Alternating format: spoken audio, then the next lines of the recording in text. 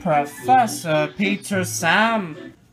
Peter Sam is a very special sort of narrow-gauge engine. He was named after the once controller of the Skarloey Railway, Mr. Peter Sam. Peter Sam has had his fair share of bad luck during his time on Sodor. One time, an entire line of slate cars crashed right into him. And another time, his funnel fell right off while going through an icicle-filled tunnel. But nevertheless, Peter Sam always is eager to help others and share his years of experience. One morning at the Blue Mountain Quarry, a quarry located smack dab in the middle of Mr. Percival's railway, he had all of his engines gathered for a very important announcement. Duke, our senior team member, will be getting his monthly repairs today. He won't be back from the steamworks until very late tomorrow.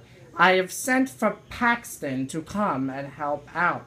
The engines were most excited. Paxton hadn't visited the quarry in many months. Since Paxton hasn't been working here for quite some time, I would like one of you to show him the ropes very quickly once again. Just simple reminders of the ways of this quarry. The narrow-gauge engines now had to figure out who would show Paxton the basics. Luke, the little engine, was very enthusiastic. Oh boy, I would love to teach Paxton what to do. But Peter Sam wasn't too thrilled with the idea of young Luke being the engine to reteach Paxton. Luke, I think I should be the one to teach Paxton. I have much more experience than you. Don't fight about it. Maybe you two should show Paxton around together. That sounds like a brilliant idea, Skarloey. But Peter Sam and Luke didn't think so. All right, I guess I can go along with this. But Peter Sam wasn't too accepting. I know I will reteach Paxton the best. I'm experienced. Well, we'll see about that. Paxton had arrived an hour later. Hello, engines, I've arrived. But there was no response. That's strange. Mr. Percival said to be here in an hour, but there's nobody around. Then, out of nowhere, a line of freight cars went zipping by Paxton. Whoa! Hello, Paxton. Did I give you a fright? Well, not exactly, but, good afternoon, Paxton. How are you today? Oh, hello, Peter Sam. You brought in those freight cars so calmly and carefully. Well, thank you, Paxton. I always make sure to be peaceful with the cars so they don't cause trouble. But if you're too careful, you won't have any fun. Really useful engines don't have time for fun. Well, maybe if engines had the time to have fun, then perhaps being really useful wouldn't seem like a chore. Being really useful shouldn't feel like a chore at any time. Oh, Paxton, sorry. Let's get working. We need to show you what to do here at the quarry. Well, actually, no. I need to show you what to do the right way. Paxton and Luke were at Merrick's rock crusher and the stone incline. Well, hey there, Paxton. Nice to see you again. Hello, Merrick. I'm ready to send up some trucks. No, not yet, Paxton. I want to show you the proper way to send trucks up the incline. Whenever any engine sends trucks full of stone up the incline, Merrick picks them up with his flexible hook and then deposits the stone into the rock crusher. The smaller pieces of rock are then dumped back into trucks, which are now back at the bottom of the incline, ready to be shunted. Now, Peter Sam may not agree with this, but the fun way to send trucks up the incline is like so. Luke backed up and with a mighty push sent the trucks right up the incline. They were tipping over, almost falling off. Oh, Luke, don't you think that was a tad bit too much force? No harm done, no foul. Besides, you could still pick up those rocks. Excuse me, I would like to show Paxton how to send up trucks carefully. Peter Sam, wait, I haven't cleared the incline up. But it was too late. Oh boy, what a mess. Luke, look what you have done. Me? You sent the trucks up when Merrick wasn't ready. Why don't you two show Paxton something else while I clear up the both of your messes? Peter, Sam, and Luke were taking a break while Paxton was doing some simple shunting. It's your fault that the truck spilled over the incline, by the way. No, it's yours. Stop arguing, you two. Oh, mighty. Really, we have no time to talk. Just wait, Mac. You can't go anywhere, I can't either. But honestly, fighting amongst yourselves isn't going to help Paxton in any way. You must show him you'll support him, no matter whose teaching method he chooses. Don't listen to him. You two need to fight for your own beliefs.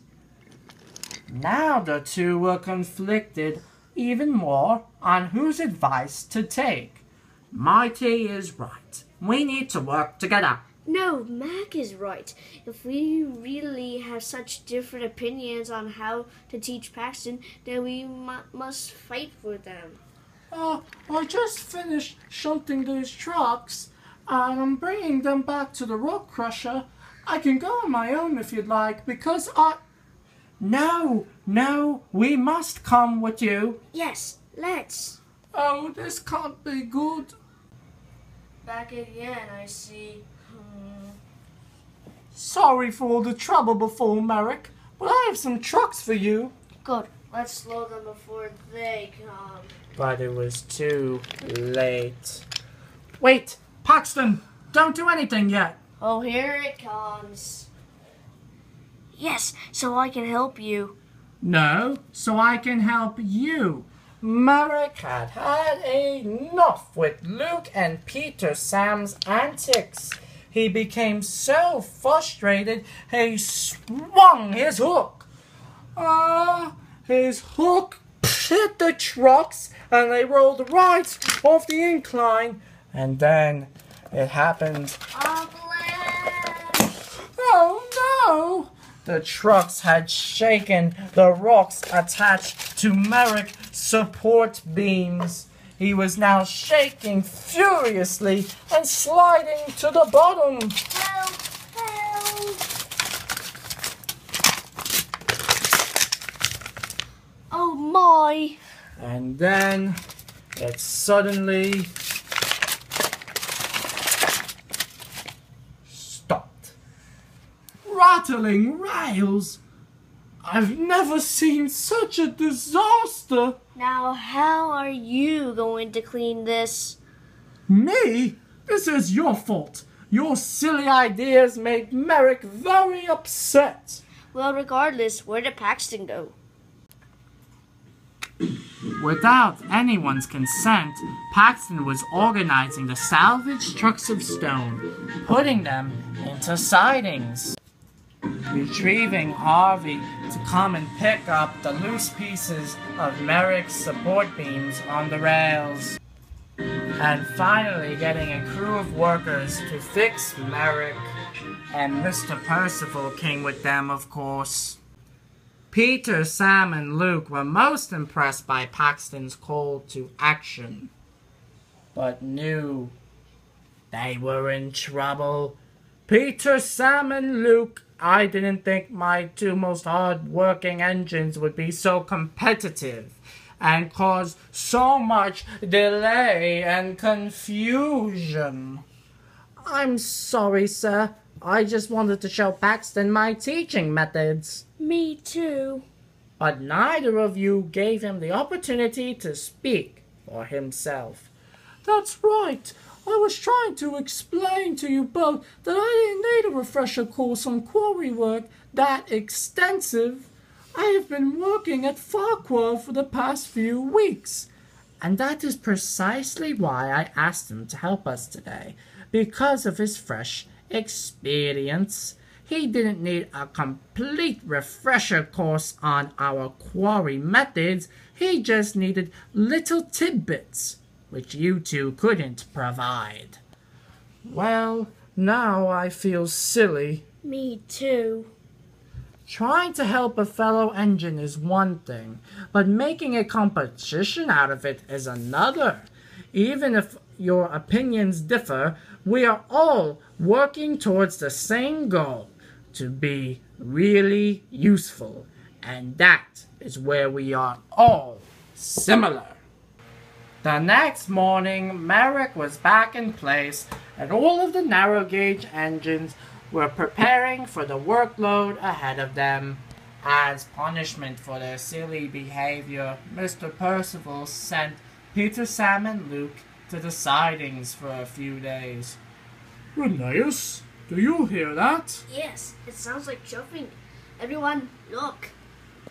It was Percy coming into the quarry with a special surprise via flatbed. Hello, everyone. I have a surprise. Duke! Hee, it's nice to be back with all of my friends and ready to be really useful. Did I miss anything while I was gone? Normal business as usual. And all of the engines laughed, including Peter, Sam, and Luke, who instead of feeling sorry for themselves, were eager to learn from their mistakes and next time teach together.